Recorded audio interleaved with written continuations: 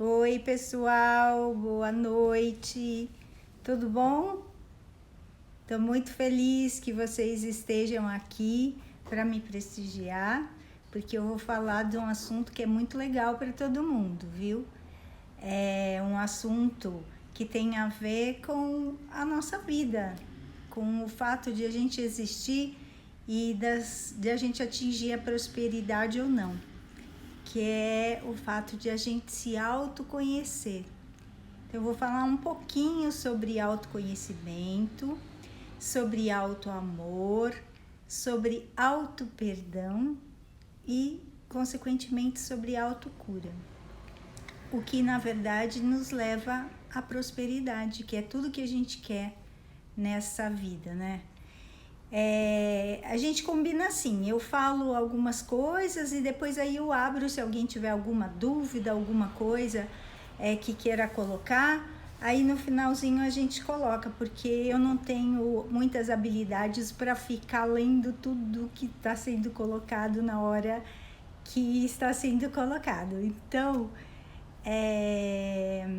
vamos lá.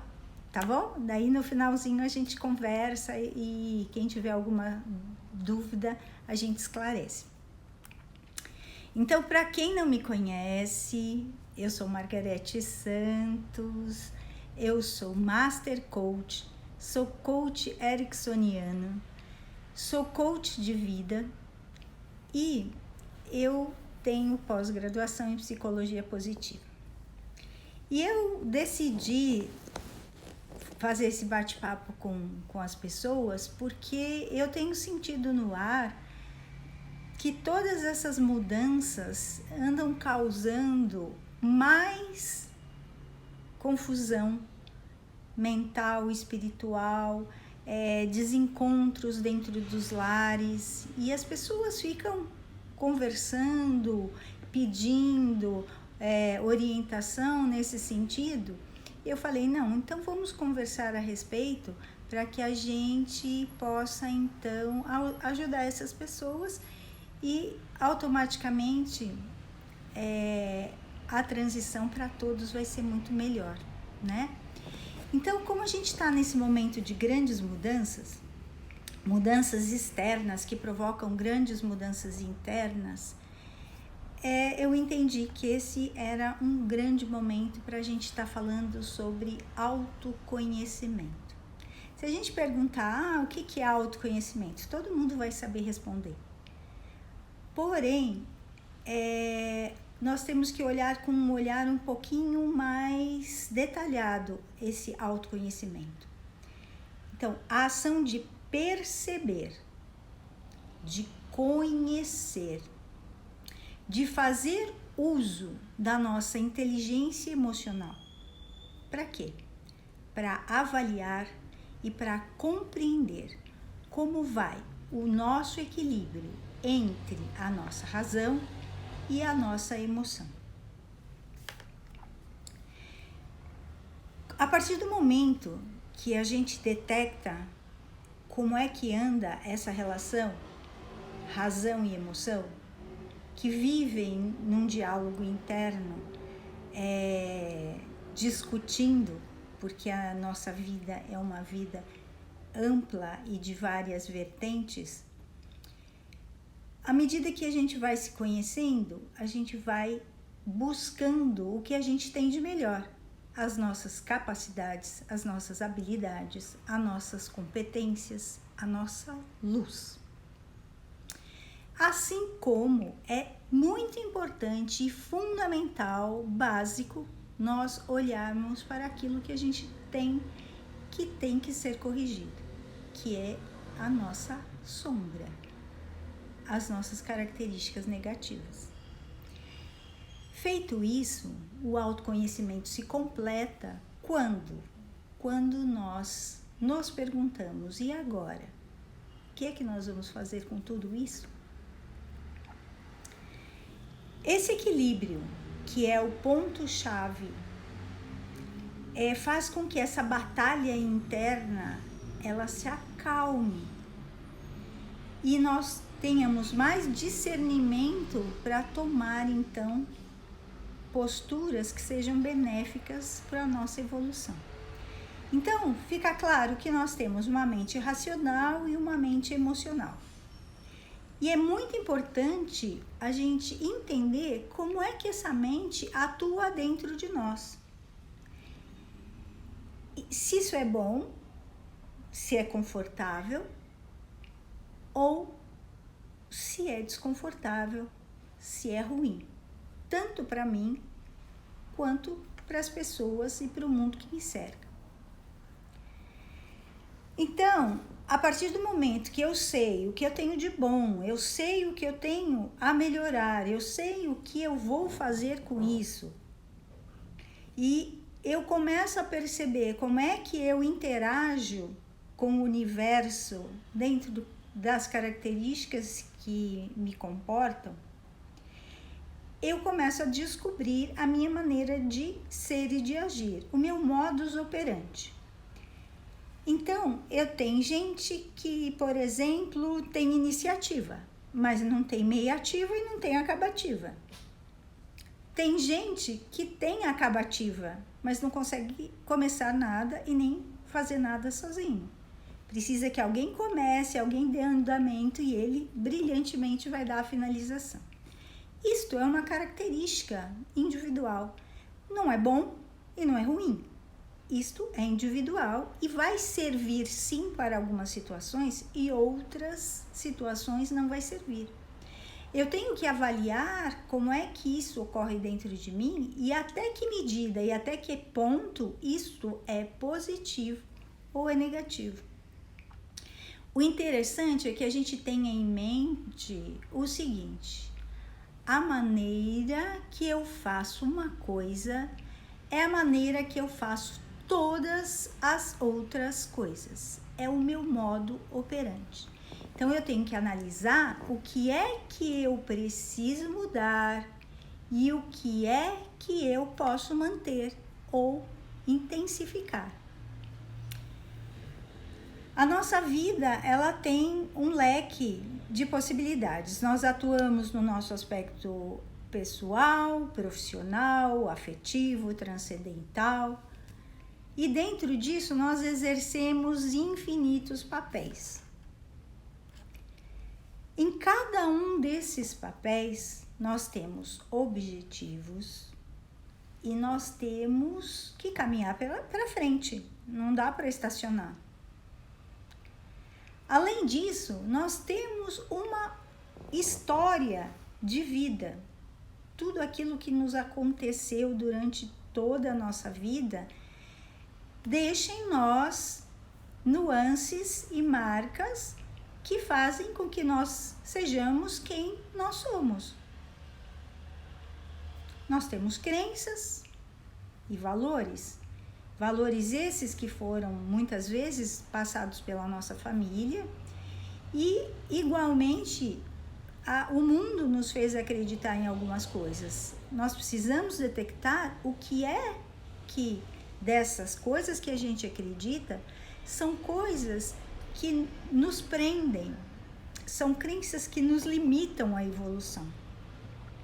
E valores que são valores que, na verdade, não fazem com que no jogo da vida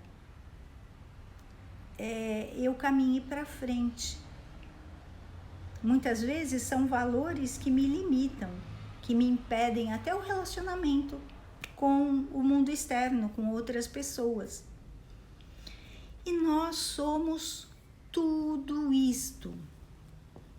Nós temos que fazer com que esta roda da vida, ela gire. A roda da vida tem que girar.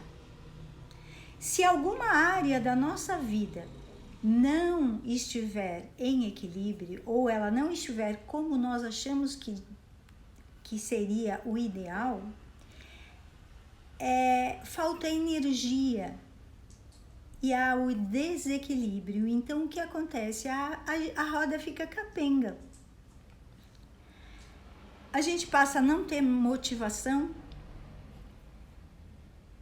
O nosso levantar pela manhã é aquela coisa, mas de novo, outra vez, eu não tenho entusiasmo nas áreas da minha vida, eu perco a minha criatividade, o meu desejo de explorá-la, o trabalho não rende, eu me sinto sempre cansada, eu estou sempre estressada, às vezes eu estou triste, posso ser levada até à depressão. Cresce então o meu medo interno de não ser amado, que é uma necessidade básica do ser humano. Acabo sentindo pena de mim mesmo. Sabe aquela coisa, o efeito hard? Ó céus, ó vida, ó azar. A gente acaba se sentindo diminuído perante as outras pessoas.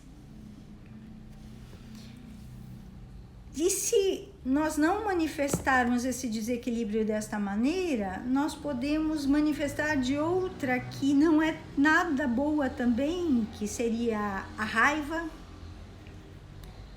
a inveja, a dor pela insegurança, pelo medo. Eu começo a criar dentro de mim inimigos internos. Fantasticamente eu começo a criar monstros. Nesse estado, a vida é limitada.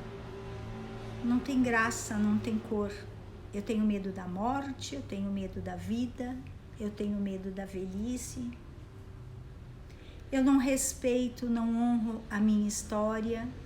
Eu carrego as dores que muitas vezes no transcorrer da minha vida ocorreram e isso passa a ser um peso para mim.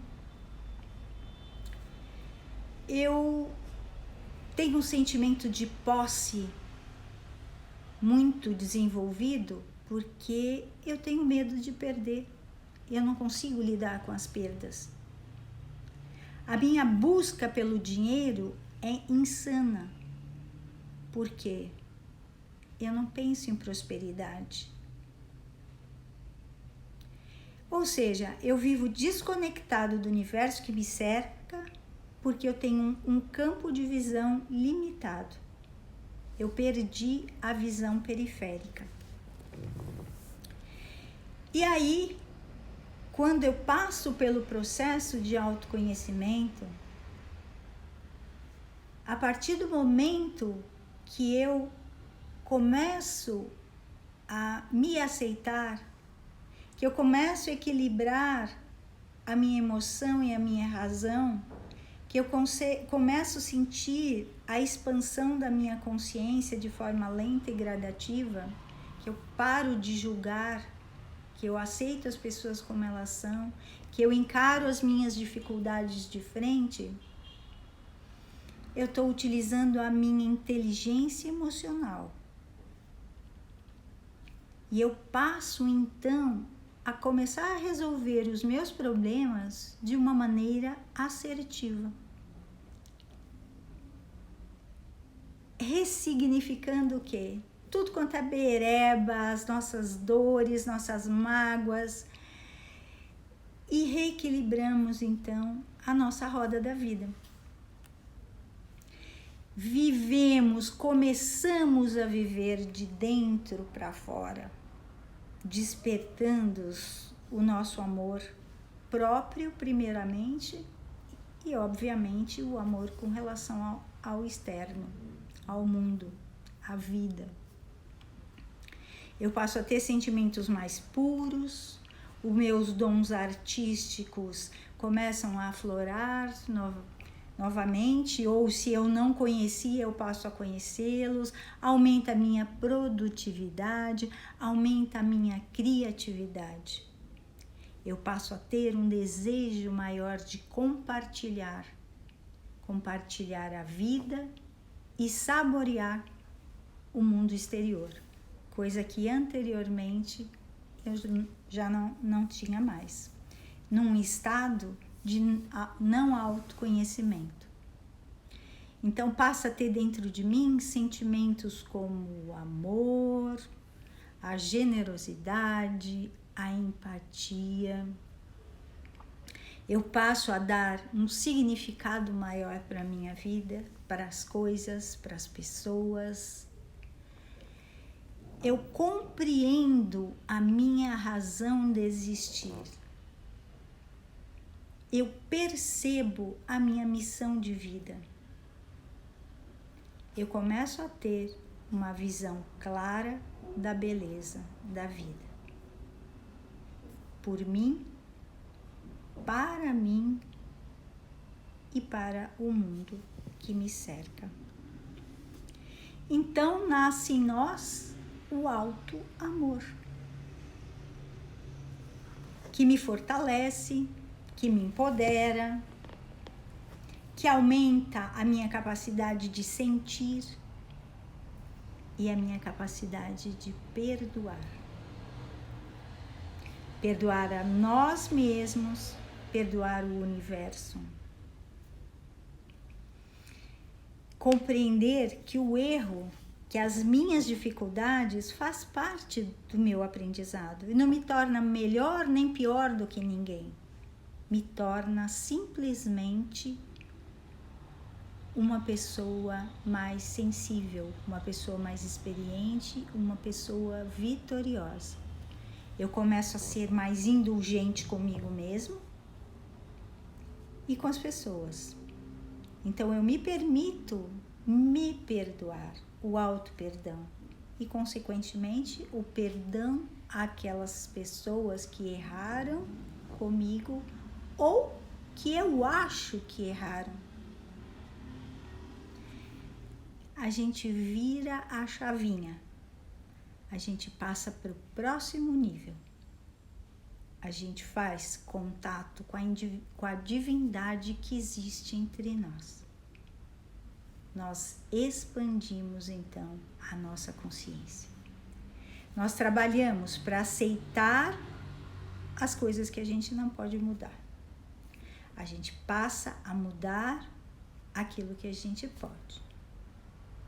A gente atinge o equilíbrio, a paz interior e a felicidade. Então, na verdade, este é o caminho da autocura. Tudo começa com o autoconhecimento, que nada mais é do que a expansão, a consequência da expansão da consciência. Então, a ideia é fazer uma sequência de lives em que a gente possa dar andamento nessa caminhada e ajudar a todos que estiverem disponíveis a se reciclar, porque a gente vai viver aí um momento de pós-pandemia e que, na verdade, o mundo vai estar diferente. Nós vamos estar diferentes e a gente precisa ter a compreensão real do que isso significa e colocar as mãos à obra. Então, a próxima live vai ser no dia 16 de junho, às 21 horas. E aí, nessa mesma hora, nesse mesmo canal. E eu vou falar um pouquinho sobre a aceitação, né? Que é seria o segundo degrau para a gente estar escalando evolutivamente. E aí eu espero poder contar com vocês conectados mais uma vez. Aí, tem uma pergunta que foi feita pela Ana, que é a seguinte: você pode me dizer alguma coisa para fazer na prática? E eu diria o seguinte: acredito que não existem receitas prontas, mas nós podemos preparar-nos para estas mudanças. De que maneira? Estando aberto para sentir que é o momento de mudar. Nós precisamos estar comprometidos à mudança, de preferência 110%. Nós precisamos ter foco, nós precisamos nos desafiarmos, nós precisamos ter atitude, ação. Como fala meu mestre querido, TBC, tira a bunda da cadeira. Nós precisamos agir. Nós precisamos perseverar, reinventar-se e vivenciar esse estado amorosamente. E o processo de coaching, eu diria, permite tudo isso. Ele proporciona esta interação pessoal através de perguntas poderosas e ferramentas extraordinárias. Onde quem participa do processo, ele parte do momento atual e vai de encontro com o objetivo de uma maneira rápida. E só depende da conexão que o coach, que é quem faz o processo de coaching, se permite. Se ele está realmente comprometido, o processo é rápido e ele proporciona essa evolução a partir de quem você é hoje, qual é o seu estado atual. Ele amplia a sua percepção de si mesmo e te ajuda a chegar onde você quer chegar. Então a dica, Ana, faça um processo de coaching. E a outra pergunta que foi mandada pela Bia é: como usamos tudo para melhorarmos nosso empenho, nossos desafios, né? Então eu diria que a gente deve aprofundar nossa sabedoria. De que maneira? O nosso senso crítico tem que ficar mais apurado, mas para a crítica construtiva, a crítica do bem, aquela crítica que faz com que as pessoas sejam valorizadas. Então, critique-se, sim, porém, de uma forma em que isso te dê a força, a coragem, a eficiência necessária para andar para frente. E potencializar nossa mente através do conhecimento. Aprendendo aqui a lidar com as emoções mais difíceis, com aquelas emoções que estão entranhadas dentro da gente e também aquelas outras que estão à flor da nossa pele. Porque as que estão à flor da nossa pele, nós conseguimos colocar para fora e muitas vezes até resolvê-las. Mas tem muita coisa que está guardada há muito tempo que a gente não sabe nem que existe. Então a gente tem que começar a fazer faxina. Sabe como é? Que a gente vai limpar a casa, que bota os móveis todos para cima e para poder fazer aquela faxina toda e depois, só então que tiver limpinho, arrumadinho, colocar os móveis no lugar. Então é desta forma que a gente vai então buscar o equilíbrio usando tudo que existe de bom dentro de nós. Uma outra dica é meditação, terapia alternativa, onde a gente aprende a ficar em contato com a gente mesmo e exercita isso, porque de olhos fechados a gente olha para dentro da gente. De olhos abertos, a gente olha para o mundo. Então, eu convido a todos os presentes a refletirem um pouco sobre essas questões que foram colocadas até aqui, né? E agradeço a Bia, a Priscila. Deixa eu ver aqui. Pri, é só apertar aqui no visualizar? Bom, enfim. A Bia que tá aqui, a Priscila, eu vi aqui também o Fernando, eu vi aqui, agora parou de rodar, não sei mais quem tá presente. Mas se alguém tiver alguma colocação ou alguma alguma pergunta para fazer, eu estou à disposição. Obrigada, Patrícia, forte. A Lilian tá aí também. Obrigada, querida. A Cris. Beijo, Cris. A Almeida também, que eu não sei. Zé Carlos, obrigada. Milene, obrigada. Via Igreja, obrigada. Gratidão eterna. Então, fica aqui o convite, hein, pessoal? Isabela, fica aqui o convite para terça-feira, dia 16, na mesma bate-hora, no mesmo bate-canal, a gente se encontrar outra vez para eu falar um pouquinho sobre aceitação, tá bom? Então, um beijo no fundo do coração, fiquem com Deus, gratidão eterna e até terça-feira, tá bom? Bye!